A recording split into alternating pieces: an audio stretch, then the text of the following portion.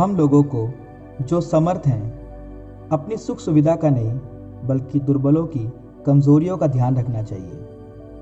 हम में प्रत्येक को अपने पड़ोसी की भलाई तथा चरित्र निर्माण के लिए उसे प्रसन्न करने का ध्यान रखना चाहिए। मसीह ने भी अपने सुख का ध्यान नहीं रखा, जैसा कि लिखा है, तेरी निंदा करने वालों ने मेरी निंदा की है।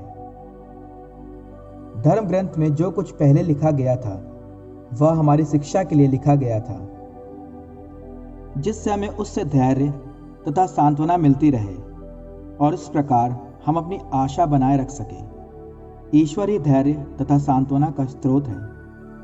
वह आप लोगों को यह वरदान दे कि आप मसीह की शिक्षा के अनुसार आपस में मेल मिलाप बनाए रखें, जिससे आप लोग एकचित होकर एक स्वर से हमारे प्रभु ईसा मसीह के ईश्वर तथा पिता की स्तुति करते रहें। जिस प्रकार मसीह ने हमें ईश्वर की महिमा के लिए अपनाया, उसी प्रकार आप एक दूसरे को भ्रात भाव से अपनाएं।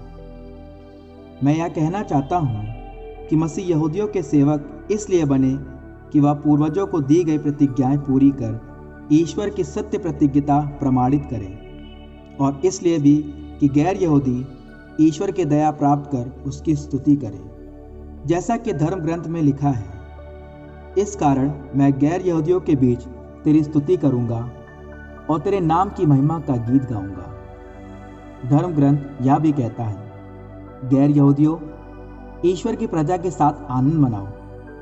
और फिर यह, सभी राष्ट्रों प्रभु की स्तुति करो, सभी जातियां प्रभु की स्तुति करें। और ईसाइयास भी यह कहते हैं, यिशै का वंशज प्रकट हो जाएगा, वह गैर यहूदियों का शासन करने के लिए उठ खड़ा होगा और गैर यहूदी उसी पर भरोसा रखेंगे। आशा का स्रोत ईश्वर आप लोगों को विश्वास द्वारा प्रचुर आनंद और शांति प्रदान करे, जिससे पवित्र आत्मा के सामर्थ्य से आप लोगों की आशा परिपूर्ण हो।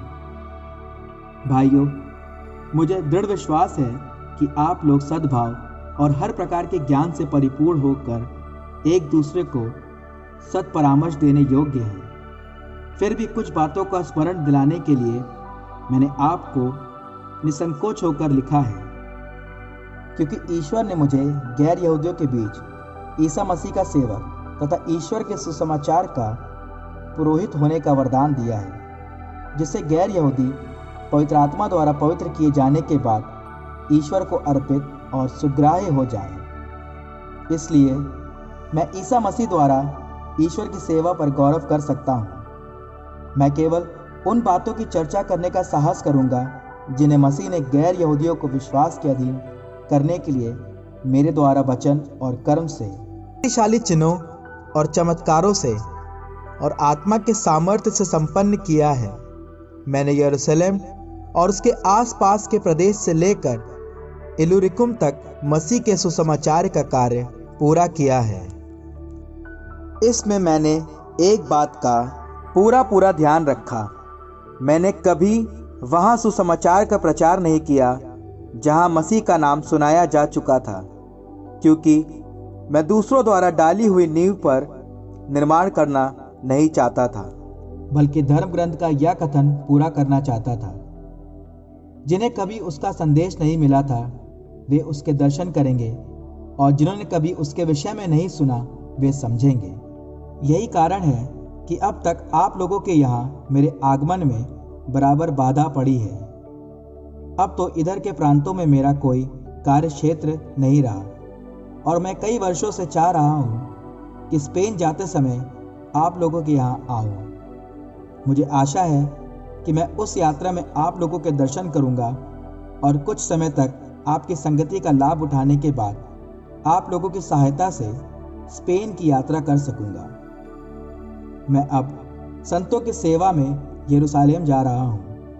यरूशलेम में रहने वाली कलीसिया के दरिद्रों की सहायता के लिए मकेदुनिया और अख्या के लोगों ने चंदा एकत्र करने का निश्चय किया है। उनका निश्चय उचित ही है। वास्तव में वे उनके आभारी हैं, क्योंकि यदि गैर यहूदी उनकी आध्यात्मिक संपत्ति के भागी बने तो गैर यहूदियों को अपनी भौतिक संपत्ति से उनकी सेवा करनी चाहिए। यह कार्य समाप्त कर और यह चंदा विधिवत उनके हाथों सौंपने के बाद मैं आप लोगों के यहाँ होकर स्पेन जाऊंगा।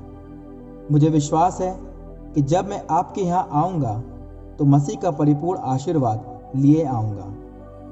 भाइयों, हमारे प्रभु ईसा मसीह और आत्मा के प्रेम के नाम पर मैं आप लोगों से अनुरोध करता हूँ कि आप संघर्ष में मेरा साथ देते रहें और मेरे लिए ईश्वर से प्रार्थना करें। आप प्रार्थना करें जिससे मैं यहूदिया के अविश्वासियों से बचा रहूं और जिस सेवा कार्य के लिए मैं यरूशलेम जा रहा हूं वह वहां की कलीसिया को सुग्राह्य हो और मैं आनंद के साथ आप लोगों के यहाँ पहुंचकर ईश्वर की इच्छा अनुसार आप लोगों के बीच विश्राम कर सकूं। शांति का ईश्वर आप सबके साथ रहे। आमीन।